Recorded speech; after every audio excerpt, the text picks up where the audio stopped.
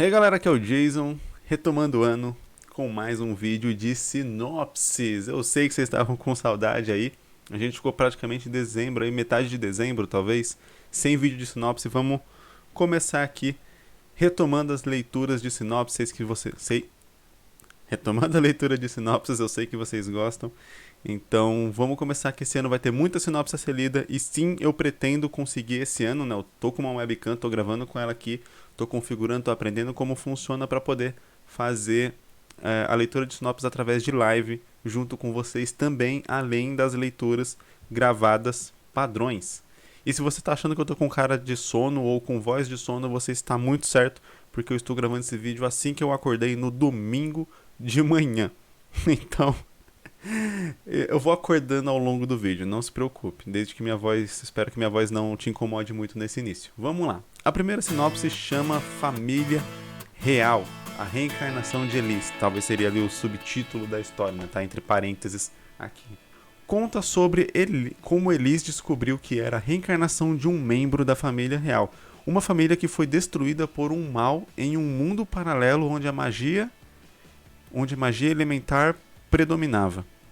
Quando completou seus 20 anos... Ah tá, ela descobriu isso quando completou seus 20 anos. Aqui ficou uma explicação muito extensa ali, aí ficou meio estranho. Sua vida... Ah tá, não. Era pra continuar mesmo, é que a pessoa deu... deu enter aí foi pra linha de baixo. Então, quando completou seus 20 anos, sua vida começou a mudar. Em um momento de desespero, sem saber o que estava acontecendo com ela, já apareciam os primeiros sinais de magia. Foi quando Neon a encontrou. Eu também tinha um personagem chamado Neon. Selando seus poderes com um par de bracelete, explicaram o que estava acontecendo. Com um par de bracelete, explicaram o que estava acontecendo. Não aceitando muito seu destino, viu-se... Tá, acho que o Neon explicou o que estava acontecendo. Talvez, eu não sei. Não aceitando muito seu destino, viu-se obrigada a aceitar a ajuda dele.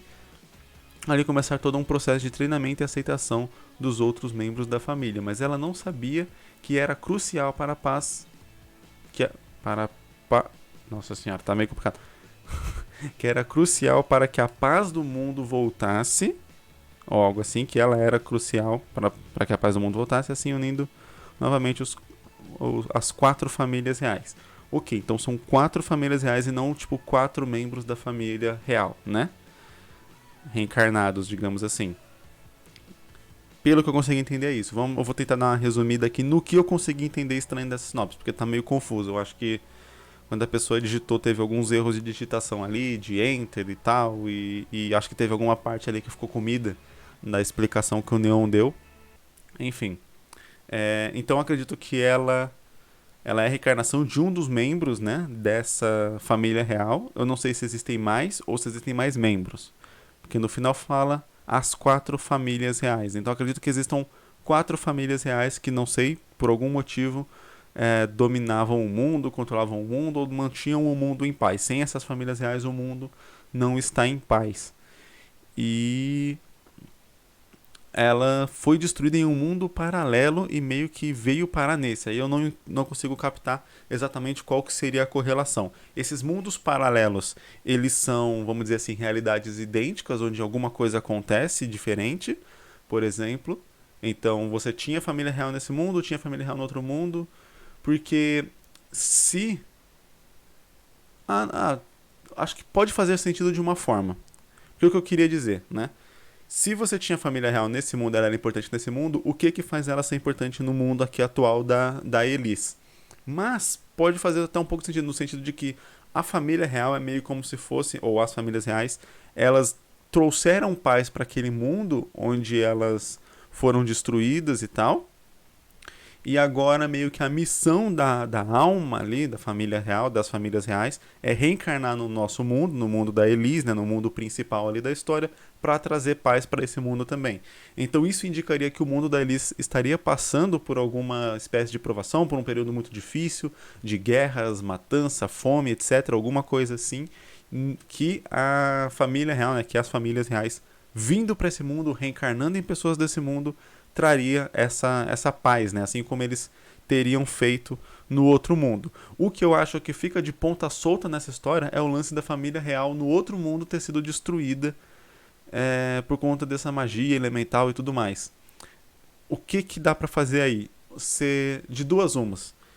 Ou a gente retira essa parte e deixa a família real como uma espécie de profecia, né? De que eles são salvadores do mundo, então eles vão viajando, a alma deles, o espírito deles vai reencarnando de mundo em mundo para ajudar aquele mundo a chegar na paz. Porém, né, fica meio estranho se eles só reencarnam porque o mundo deixou de ter paz, né? Porque aconteceu algum mal ali que matou a família.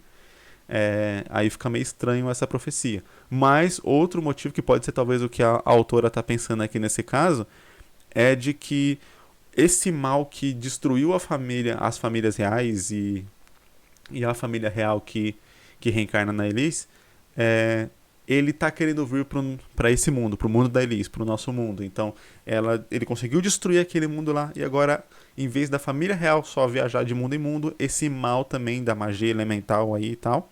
Ah não, a magia elemental é que predominava no mundo lá.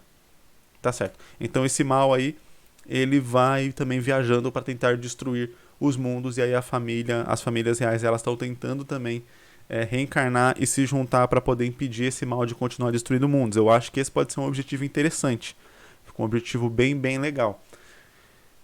Eu acho que um ponto central nessa história é o treinamento da Elise e essa relação dela com os poderes e com a descoberta dessa profecia e de ser tão importante. Se ela era uma menina normal, uma pessoa comum, num mundo comum, onde você não tem magia, onde você não tem grandes coisas, eu acho que a gente consegue se conectar muito com essa personagem se ela sofrer dos medos e anseios que a gente sofreria, né? Quando você vai criar uma história, eu tô fazendo meu curso de mangá agora, né? Eu definitivamente comecei a gravar as aulas dele e tava gravando as aulas esses dias atrás sobre criação de personagens e tal, e construção de personagens. E quando você vai fazer um personagem, o personagem ele tem que ser uma pessoa real, ele tem que funcionar como uma pessoa real e menos como um papel ali interpretado, né, dentro daquela história, dentro daquela trama. Ele não pode ser subjugado pela trama. Então, uma pessoa que descobriu que ela está dentro de uma trama cósmica de universos, né, de mundos paralelos, e ela precisa enfrentar um mal que destruiu um outro mundo e que agora vai destruir o mundo dela.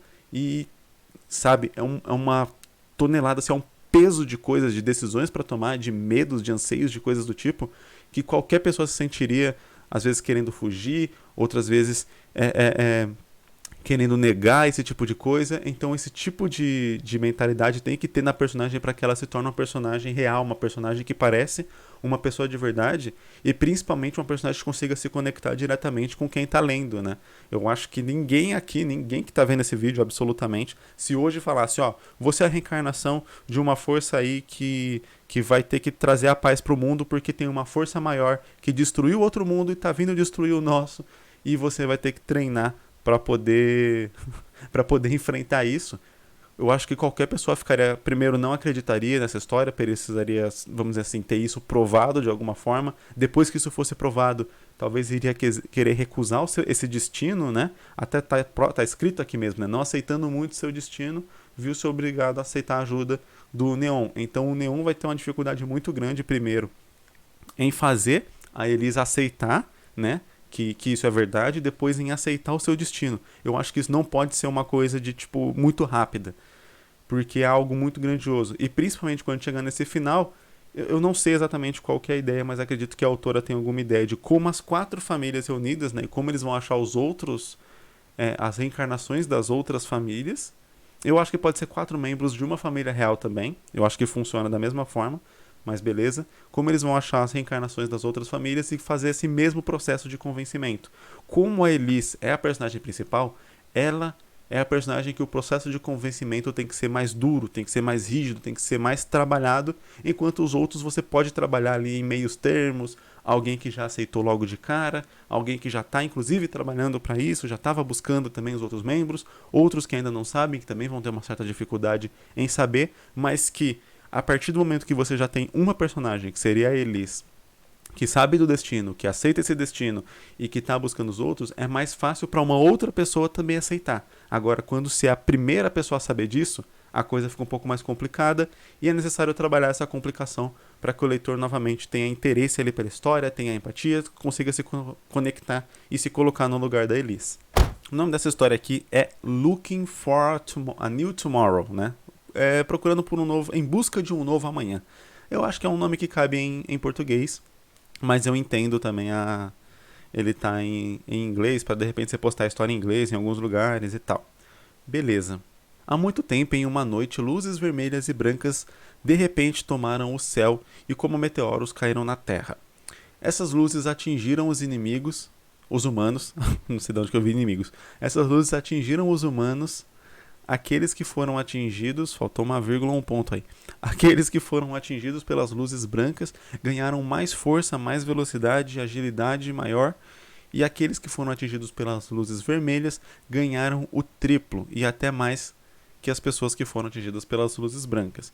E também não morriam de velhice. Eles começaram a ser chamados de vampiros. Ok, eles entraram em guerra e descobriram que podiam invocar armas. Peraí, deixa eu me achar aqui. Armas com habilidades únicas. Duas pessoas pararam com essa guerra, Drácula e Abraham Van Helsing. E trouxeram a paz por 3 anos. Mas um dia que Drácula foi chamado para a reunião e Van Helsing foi encontrado morto com seu sangue drenado. E logo em seguida Drácula desapareceu, ficou estranha a construção da frase, mas é isso. E mais uma guerra se iniciou. Um garoto órfão chamado Arthur, que nasceu em meio a essa guerra, quer trazer a paz, mesmo que isso custe sua vida. Ok, essa história está linkada aqui no como que é o nome? Spirit Fanfiction e no Wattpad também. Se alguém quiser ler, é só pedir o link aí se eu lembrar de colocar, se eu não lembrar, né, de colocar na descrição. Eu queria deixar um negócio claro aqui antes de começar a falar sobre a sinopse, porque tem muitas pessoas que às vezes não sabem disso, né? Falar, mas ele vai usar Drácula, pode usar Van Helsing. Qualquer história, depois de, acho que é 60 anos da morte do seu criador, ela cai em algo chamado domínio público, né? Ela vira um patrimônio, vamos dizer assim, imaterial da humanidade, de modo que vira realmente público. Qualquer pessoa pode usar. Então você pode fazer uma história sobre Drácula, você pode fazer uma história... Eu não sei Van Helsing, mas eu acho que sim. Porque ele foi criado junto, né? O Drácula e Van Helsing foram criados juntos pelo Bram Stoker. Então, se o Drácula é de domínio público, o Van Helsing, por consequência, também é. Peter Pan pode ser criado por qualquer um, por isso tem vários filmes de Peter Pan diferentes.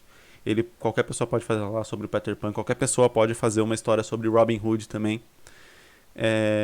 O monstro de Frankenstein. Deixa eu ver o que mais. Não lembro agora. Mas tem várias histórias aí que a gente conhece, que a gente acompanha, que qualquer pessoa pode falar sobre elas, fazer histórias sobre elas, porque elas já são domínio público, né? Elas já são públicas, não existe mais direito autoral envolvendo aquela história. Então, só deixar isso claro aqui antes de começar a falar, porque tem muita gente que não sabia disso e às vezes tem vontade, sei lá, de fazer uma história diferente do Peter Pan ou do Robin Hood, criar seu próprio Robin Hood e acha que não pode usar esse nome, tem que fazer diferente, porque senão é cópia, vai ter direitos autorais e o caramba, né? Você não pode fazer uma história sua do Batman, mas você pode fazer uma do Robin Hood. Aliás, o grande negócio da Marvel e da DC é que eles nunca registraram os personagens como se fossem criações de pessoas, né? Eles são propriedade da empresa. Então, por isso que, mesmo o Batman tendo 75 anos, né? Ele continua sendo propriedade da DC. Porque ele não é de um criador, de uma pessoa viva, né? De uma pessoa física. Se fosse, aí todo mundo poderia fazer histórias do Batman à torta e à direita, sem pagar direitos pra DC e pra Warner. Beleza. Aqui a gente meio que tem um contexto mais geral do universo, né? E dos acontecimentos ali da trama do que da caminhada do que vai acontecer na trama do mangá em si, né? A gente define quando vai fazer uma história, você tem os acontecimentos anteriores, os acontecimentos presentes e os posteriores, né? O que acontece no futuro. Geralmente o que acontece no futuro, quando é contado num epílogo ali, no finalzinho e tal, só mostrando, tipo, isso aconteceu e beleza. Mas geralmente é ficado pra fora da história. Os dois elementos importantes para uma história, né? Mais importantes para uma história, é o que aconteceu antes e o que acontece agora, atualmente, no presente. Desses, o mais importante, obviamente, é o que acontece no presente, porque quando a gente vai contar uma história para alguém, imagina uma situação que aconteceu com você, e quando você está contando qualquer coisa que aconteceu com você para alguém, você conta isso por algum motivo. Esse motivo é porque foi algo diferente, foi algo engraçado, foi algo assustador, foi algo, sei lá, enfim, vergonhoso. De qualquer modo, você conta porque aquilo foi importante, porque aquilo se destaca. A mesma coisa acontece quando a gente vai contar uma história através de um mangá, de um livro, etc. A gente está contando essa história porque essa história se destaca em meio às outras. E aí o que eu sempre digo é: por que vale mais a pena contar a história do órfão Arthur do que a história do Drácula e do Van Helsing criando a paz, sabe? Não é que você sempre tem que contar a história mais interessante do universo da sua história, mas a história que você está contando, ela tem que ter um motivo de ser, um motivo de existir, um motivo de estar contando ela, exatamente pro leitor pensar assim, tipo, pô, eu queria ver aquela história lá também, mas essa aqui tá muito legal. E não, tipo, nossa, como essa história chata. Aquele que aconteceu antes, que fala lá, que narra no começo da história, por exemplo, parece ser muito mais interessante do que isso que a gente tá vendo aqui. Vamos usar o exemplo aí do episódio 4 de Star Wars e de Rogue One, né? Depois de muito tempo a gente teve o filme de Rogue One contando a história de como conseguiram os planos da Estrela da Morte, que dá início à saga de Star Wars, né? Ao episódio 4 de Star Wars.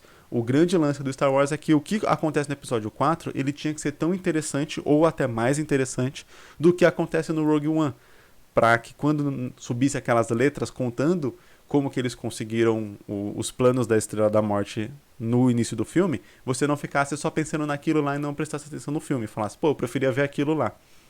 Então, beleza. A ideia é que o que acontece pregressamente, ou mesmo o que acontece no futuro, possa ser abordado depois em outras histórias, mas o que acontece na história em si, no presente, é importante o suficiente para ser contado.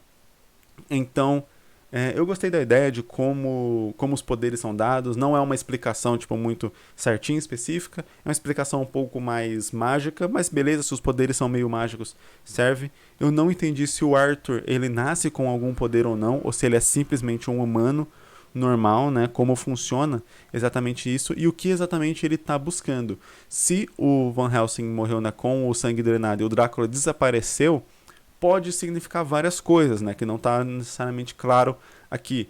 Tanto que o óbvio, né, que eu imagino que vai ser o que vai desencadear a guerra de novo, que é acreditar que o Drácula traiu o Van Helsing e fugiu, beleza. Porém, fica meio estranho também, fica com aquele suspensezinho de tipo, mas espera aí, se vai desencadear uma guerra, por que o Drácula não está à frente do seu exército, comandando e tal? Por que ele desapareceu? Então pode significar também que na verdade foi uma traição, foi algo montado. E aí qual que é o papel do Arthur nessa história? Ele vai tentar buscar o Drácula para meio que provar a inocência dele e trazer essa justiça, mostrar quem de fato matou o Van Helsing. Ele vai estar de algum dos lados da guerra e vai acabar descobrindo mais sobre essa trama. Eu acho que é interessante a gente ver como que dá para trabalhar esse personagem de diferentes formas possíveis, sempre tentando justificar o máximo possível por que ele resolveu tomar essa atitude aí de gerar paz, etc., arriscar a vida em direção a isso. E o que é a paz que ele busca? É a paz através da vitória de um dos lados? É a paz através de um acordo entre os dois lados? E por que ele tem esse tipo de mentalidade? Vamos imaginar que se ele nasce num momento de guerra ou algo do tipo, nos esforços de guerra existe um controle mental muito forte de tipo, não, você tem que detestar o seu inimigo, tem que dilacerar ele, o seu inimigo não é humano, o seu inimigo é algo que você realmente não pode conviver, não pode aceitar. E nisso, muitas vezes, a busca da paz é exatamente destruir o seu inimigo e aí você reina, né, absoluto com a paz, traz a paz pro mundo através do absolutismo, né. Já tem alguém que vai ter essa experiência, aí precisa haver uma experiência de compreensão do outro, né, do próximo e tal, para que você queira essa paz conjunta, né? Talvez ele tenha nascido e crescido num ambiente ainda de paz, então ele tinha amigos que eram vampiros, se ele for o lado mais humano, né? Eu não sei qual que é o nome dos que tiveram as luzes brancas, eu não sei se existem humanos normais, né? Que não foram atingidos por nenhuma das luzes, mas vamos supor que ele seja Que se ele for um humano normal, que ele tem amigo dos dois lados. Se ele for de um lado, que ele tem amigo do outro. E depois, com a guerra, isso se separou. E ele percebe que aqueles amigos não eram ruins simplesmente pelo ato de serem, mas agora eles são inimigos porque alguém lá em cima disse que eles são. Eu acho que é algo bem interessante. Só que aí ele não lutaria na guerra ou algo do tipo, ele buscaria um outro caminho. E aí, como que ele iria buscar esse outro caminho, acaba sendo o grande lance do chamado da história, né? De como iria iniciar essa trama. O que ele iria fazer? Tipo, como que um moleque nascido ali órfão, né? Não tem nem pais e tal.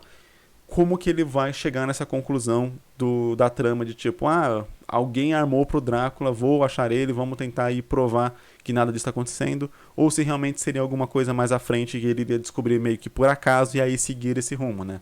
Sei lá, ele tá na guerra, ele tá no negócio e aí alguma pista aparece pra ele, sem que ele tenha feito alguma coisa pra isso, mas alguma pista aparece, ele olha e fala, pera, isso aqui tá estranho, e aí conforme ele vai investigando aquilo, ele vai chegando cada vez mais perto dessa conclusão. Eu acho que são alguns dos caminhos que dá pra trabalhar nessa história aqui, mas dá pra ser algo bem legal. Eu acredito que ela já tá escrita, né? Então não sei se o que eu falar aqui vai influenciar em alguma coisa pro autor, mas como sempre a ideia aqui desse canal, mas desse quadro é não necessariamente ser especificamente falando só sobre aquela história, mas dicas abrangentes que possam ajudar qualquer pessoa que quer fazer uma história onde, por exemplo, tem um lado com guerra e tem alguém que está buscando ali a paz. E aí a gente discute em cima do que eu já falei aqui ao longo dessa sinopse. Vamos lá, o nome dessa é Mantra Elements.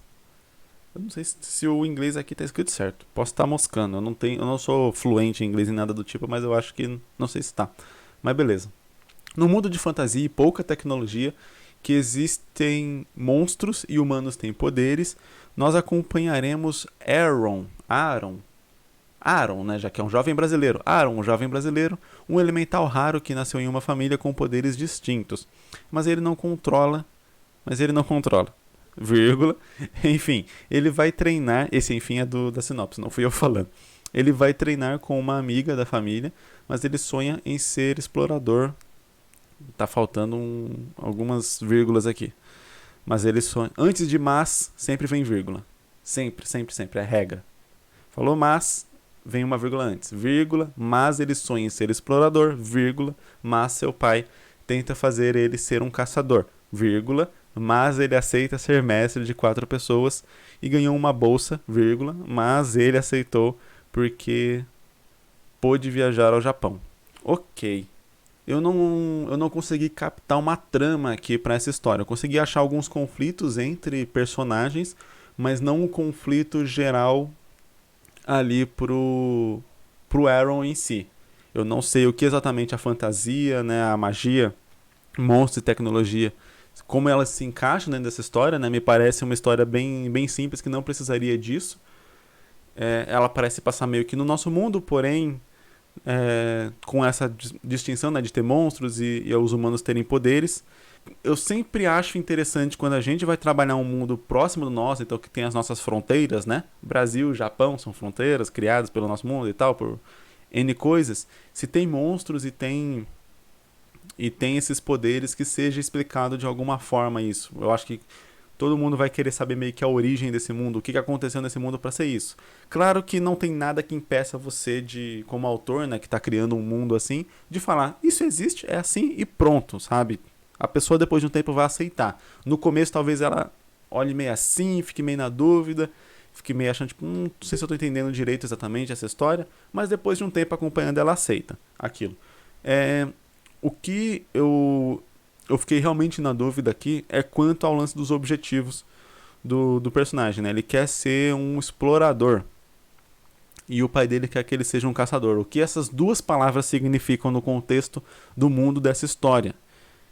Porque eu realmente não sei. O caçador, ele só, tipo, realmente, sei lá, vai à floresta, caça algum monstro, talvez, num lance meio Monster Hunter, e traz, sei lá, carcaça, traz as coisas do monstro pra vender na cidade, e o explorador, ele viaja o mundo e, sei lá, não sei o que mais ele faria além de viajar o mundo. Ele ganhou uma bolsa para poder ir pro Japão. como foi a reação do pai dele em relação a isso, qual o conflito, o que, que ele vai fazer no Japão. Ele tá indo para lá realmente porque é a primeira chance de ele ser explorador, porque ele vai ficar longe da família e vai poder seguir o sonho dele. Eu acho legal vamos dizer assim, o conflito do pai querendo que o filho siga um caminho que provavelmente é o mesmo caminho que o do pai, né? Enquanto o filho quer seguir um outro caminho, e um outro caminho que parece mais incerto. O pai conhece o caminho que ele seguiu, logo o caminho que ele seguiu parece mais certo. No caso, ser um caçador. Se você imaginar o caçador dessa forma como eu falei, ele vai, caça, traz e vende na cidade. É um projetinho certo, né? Você tem um trabalho e você tem uma remuneração por aquele trabalho. Se o pai, assim como eu, não entendi exatamente o que é ser um explorador além de viajar, como que você faz uma renda, como que você consegue sobreviver dessa forma, é mega natural ele realmente não querer que o filho faça isso, né? Ele ter ressalvas quanto ao filho fazer isso, porque ele tem medo de que o filho dele não consiga sobreviver disso. É muito parecido, é muito similar com o que acontece hoje no nosso mundo, talvez aconteça com você que está assistindo esse vídeo agora, né? Seus pais não sabem, não conhecem ninguém que viveu de desenho, que trabalhou com desenho, algo do tipo, logo, obviamente, eles não apoiam, né, o filho a querer trabalhar com desenho, ou querer seguir com isso, porque não se faz ideia de, tipo, mas como que você vai sobreviver fazendo isso? Não é uma questão de que o pai é mau, de que o pai quer dominar o filho e tal, mas sim uma questão de proteção mesmo, de tipo, pô, eu não sei nada sobre isso que você está falando. Então eu não sei se você vai conseguir ficar vivo fazendo isso que você está falando. Mas eu sei que seguindo esse outro caminho você vai. Então, obviamente, eu prefiro que você siga esse outro caminho. É só uma questão realmente de conflito de interesse e de conhecimento. Eu acho legal trabalhar isso aqui na história. Porém, se eu acho que isso pode ser trabalhado em uma primeira parte da história até o ponto em que o Aaron ele ganha essa viagem para o Japão. E meio que talvez o pai dele pode ser contra ele ir pro Japão num primeiro momento. E ele talvez ir fugido, talvez aconteça alguma coisa que ele tenha que provar pro pai, né? Se a trama central da história for exatamente isso, for o Aaron se tornar um explorador e o conflito for a família, né? Um dos conflitos principais for a família dele que não aceita isso, principalmente o pai, ele pode, ao longo dessa viagem pro Japão, ele aceitar essa viagem, ele ir e ele viver certas aventuras e coisas do tipo, ser para provar para o pai que ele consegue sim ser um explorador e viver disso. Se o objetivo do pai, né, não fosse só um vilão simples de controlador, e sim ser alguém que se preocupa com o filho, principalmente com a sobrevivência dele. Então o lance não seria só mostrar que ele pode ser um explorador e tal, mas mostrar que além de ser feliz fazendo o que quer, ele pode também sobreviver com aquilo. E isso pode até no final, né, para amarrar a história bem, se esse for o mote central da história, da trama novamente, para amarrar a história bem, ele pode relembrar o pai, né, no final disso, que o pai talvez queria ser caçador enquanto o vô dele, né, o pai do pai, talvez não quisesse que ele fosse. Então você amarra ali o final da história mostrando que o pai estava agindo da mesma forma que o pai dele agiu com ele, né? Então vai ver o vô do Aaron, né, pai do Aaron, queria que ele fosse, sei lá, outra coisa, enfermeiro, não sei, médico da cidade, qualquer coisa do tipo, né? Qualquer outra profissão que o vô do Aaron seguisse, e aí o pai do Aaron queria ser caçador, e pô, ser caçador é algo perigoso, né? Você vai enfrentar monstros por aí e tal, é algo difícil. Então, obviamente, o avô também não iria querer que o filho fizesse algo que pode matar ele, que cada dia de trabalho pode matar ele, queria que ele fizesse algo mais seguro.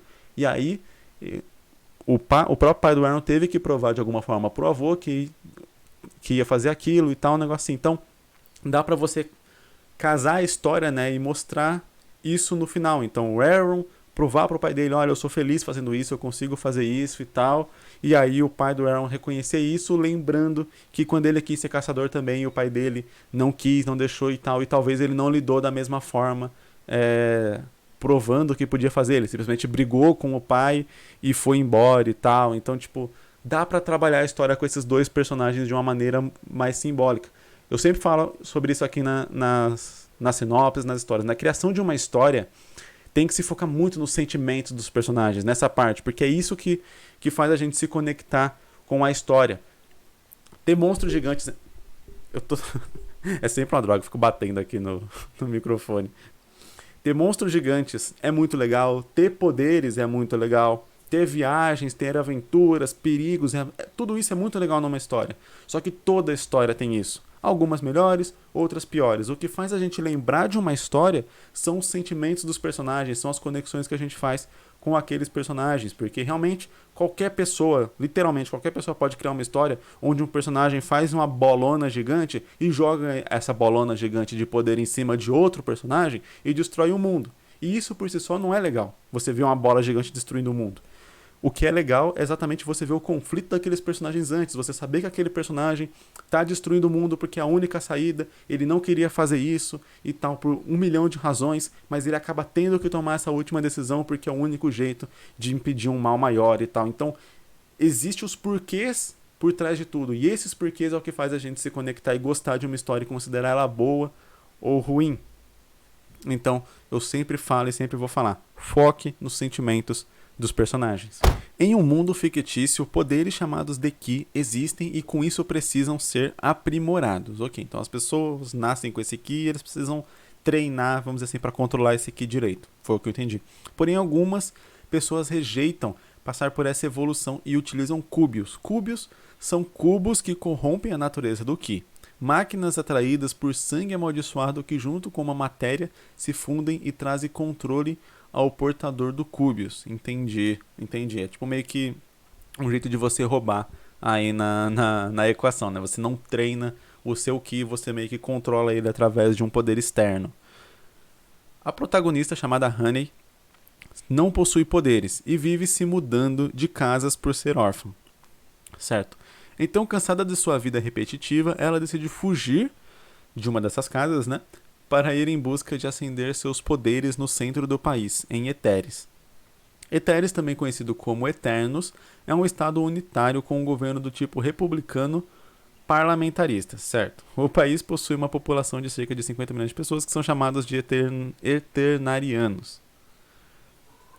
Ok, ela colocou aqui umas observações essas, né? O governo é quase completamente militar, com isso, sendo o comando central localizado na cidade central. Os jovens se alistam no exército para terem seus aprimoramentos, então quero criar uma história na qual possua uniformes e tal.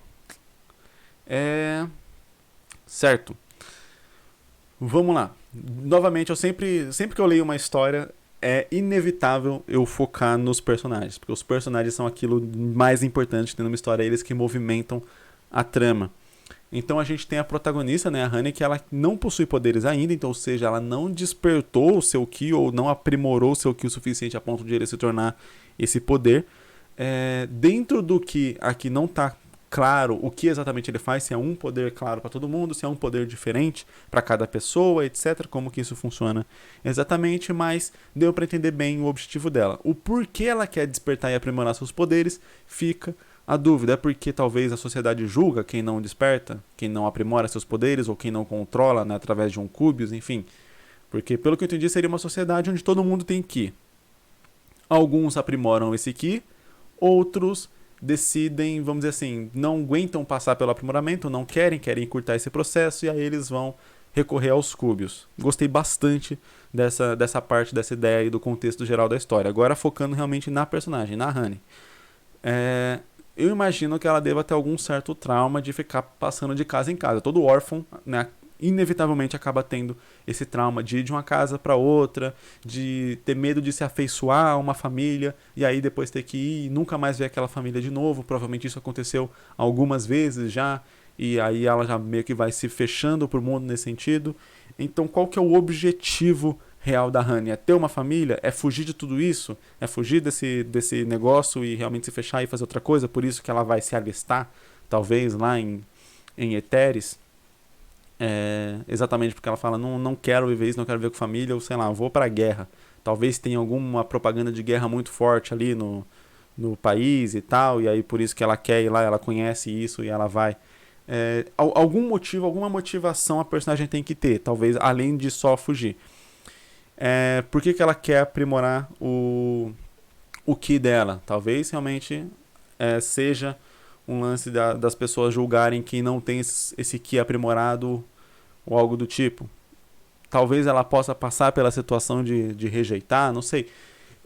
Eu não consegui pegar ainda exatamente os objetivos, as nuances dessa personagem, as características da personalidade dela, do que ela quer, do que ela está buscando e de quais conflitos ela vai enfrentar ao longo da história. Qual que é o objetivo final dela, porque quando a gente faz uma história, né, a gente tem um personagem principal, esse personagem principal ele tem um objetivo, que é o objetivo que ele vai alcançar ou não no final da história. Então, personagem aqui no início da história, objetivo aqui no final. E o que a gente tem no meio desse caminho, essa trajetória desse caminho, é um conflito que o personagem tem que enfrentar para poder chegar no objetivo. O Frodo tem o anel lá que ele tem que queimar. Para poder queimar esse anel, ele tem que percorrer a Terra-média fazendo aliados e conseguir passar por Mordor, que é praticamente impossível de passar sem um exército, sem um monte de coisa. Então, ele tem esse grande conflito e ele tem micro conflitos nesse meio, né? Uma luta aqui, uma batalha ali, um personagem que vai tentar impedir, etc. Mas de um modo geral, o grande conflito é exatamente atravessar a Terra-média, enfrentando todos os desafios que ela tem. Então, dentro aqui desse mesmo cenário, qual é o objetivo da Honey, quais são os conflitos que ela vai enfrentar ao longo desse objetivo e o que o trauma dela ser órfã e passar de casa em casa vai, vamos dizer assim, ocasionar nessa história. Quando a gente cria um personagem, né, todas as coisas que esse personagem viveu ajudam a formar a personalidade dele. E essa personalidade é o que muitas vezes guia esse personagem ao longo da trama. Então, um personagem que era sozinho busca ter amizades ou coisa do tipo porque ele era sozinho. E aí, ao longo de uma história, ele vai formando certos aliados e coisas do tipo que no final da história, esses aliados, ter conhecido essas pessoas vai fazer alguma diferença para esse personagem. Tudo isso aconteceu porque ele era sozinho no início. Então, se ela é uma personagem, talvez, traumatizada por não ter pais, por ficar passando de casa em casa, etc., como isso vai ajudar e atrapalhar ela ao longo da trama? Talvez ela não vai ter dificuldade de lidar e de ter amizade com outras pessoas, de ter laços com outras pessoas, e ao longo da história ela tem que aprender a criar esses laços. Talvez isso possa fazer com que, sei lá, que ela também entre no quartel, mas não consiga ficar muito tempo no quartel, não consiga conviver muito tempo ali, ou que realmente ela queira desesperadamente criar laços com outras pessoas por conta de ficar passando de casa em casa, por conta de não conseguir estabelecer um laço de família, de amizade com outras pessoas. Quando ela chega ali na cidade, ela acaba tendo uma necessidade para fazer esses laços, a ponto de acabar sendo ingênua e confiando em quem não devia, formando laços com quem não devia, com quem só queria se aproveitar dela, etc. E aí isso vai de novo gerando alguns conflitos para a trama. Mas tudo isso só é possível quando a gente cria um objetivo para essa personagem. E aí esse objetivo, para mim, aqui inicialmente não ficou claro na sinopse. Talvez a autora tenha ele. Se tiver, eu espero que todos esses pontos que eu citei, que eu mencionei aqui, acabem te ajudando aí ao longo dessa história para a personagem, para a Honey chegar no objetivo dela. Em um futuro distante... Opa, essa aqui tem nome. O nome é Homo Evoluat. Evoluat. Né? Escreve Homo Evoluat. Ok. Em um futuro distante, em uma época onde a humanidade está passando por uma fase de evolução de Homo sapiens para esse Homo Evoluat, que basicamente são humanos com habilidades diversificadas, mas com isso criaturas humanoides denominadas monatras misteriosamente começaram a sair do subsolo, trazendo caos à humanidade. Por isso, o governo criou uma agência chamada SIAM, Soldados Evolutos Anti-Monatras, bem específico o nome, onde o seu objetivo principal é acabar com esses monstros e trazer paz para o planeta Terra. O nosso protagonista, Ryan Cohan, se recusa a entrar nessa agência, então ilegalmente ele derrota essas criaturas. Por causa disso, Ryan passa por maus bocados, como soldados evolutos, tentando o colocar atrás das grades. Gostei bastante do contexto da história. As dúvidas que ficam e que precisam ser respondidas ao longo da trama é de onde vieram os monatras, quem são eles, por que eles estão fazendo o que eles estão fazendo e tal, né? Esse tipo de coisa ele tem que ser resolvido, né? Já que é uma característica importante para a história acontecer, né? Então não dá para ficar só no mistério, mas eu acredito que o autor deve ter alguma coisa em mente para isso, mas só tô pontuando de que quando um elemento ele é central para a trama, a sua história não aconteceria sem ele, ele precisa ser um evento muito bem explicado, porque senão fica ali, tipo assim, a história fica baseada num grande furo, digamos assim, num buraco que não tem base, que não tem sustentação. Então qualquer pessoa que comece a questionar muito isso, ela vai acabar por perder a história inteira, porque a história inteira se baseia nos monatras saindo da Terra e causando caos na Terra. Beleza, saindo da Terra, saindo do subsolo e causando caos na Terra. Aí a gente vai pro protagonista Ryan Cohan e eu vou fazer um paralelo com tudo que eu falei aqui ao longo desse vídeo com todas as sinopses. Quem é o Ryan? quais são os objetivos dele. A gente tem bem claro aqui quais são os conflitos, quais são as dificuldades que ele vai enfrentar ao longo da trama, né?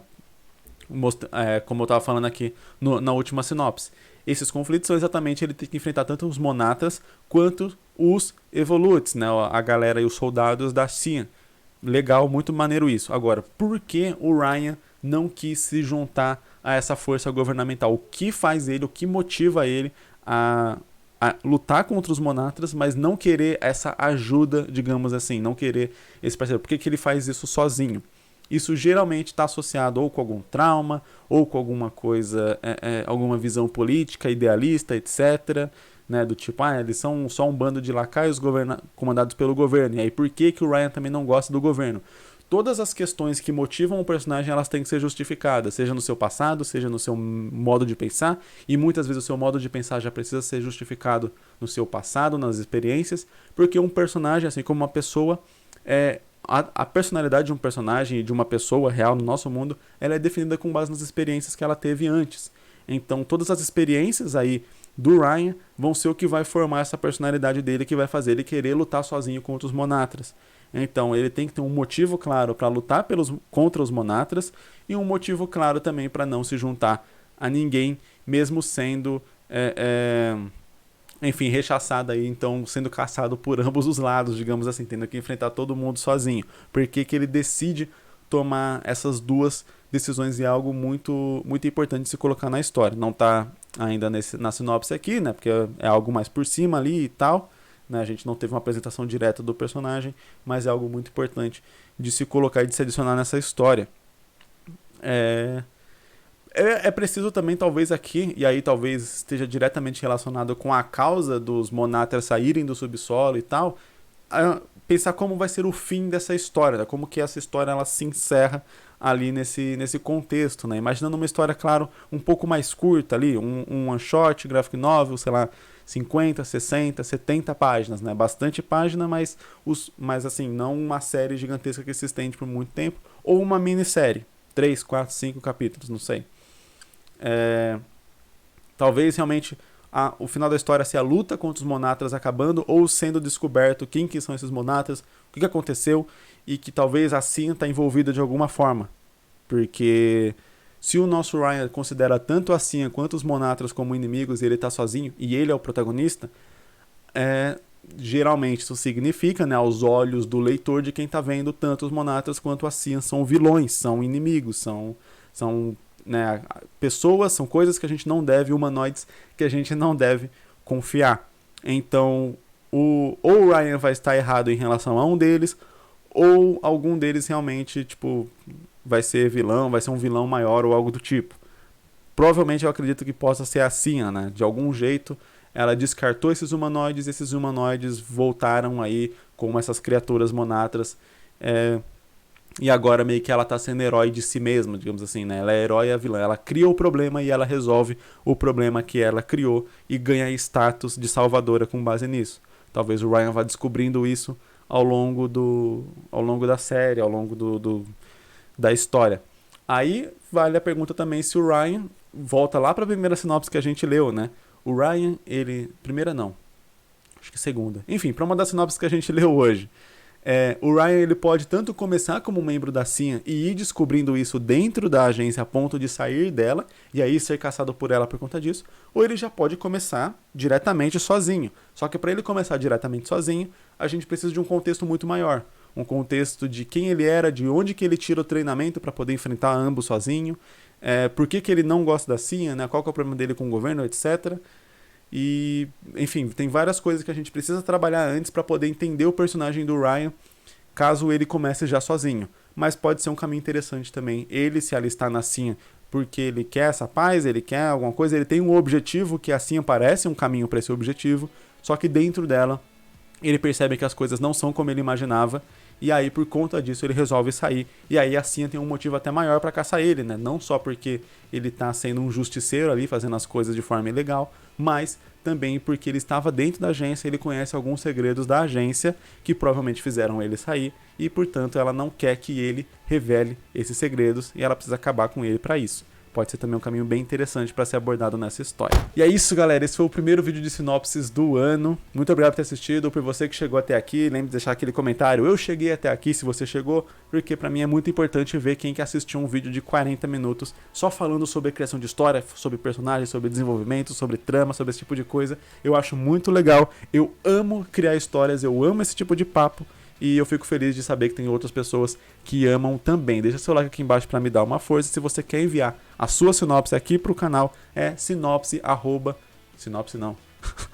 contato@instintomangaka.com. Você envia um e-mail lá com o assunto sinopse para análise e pronto, sua sinopse entra na lista.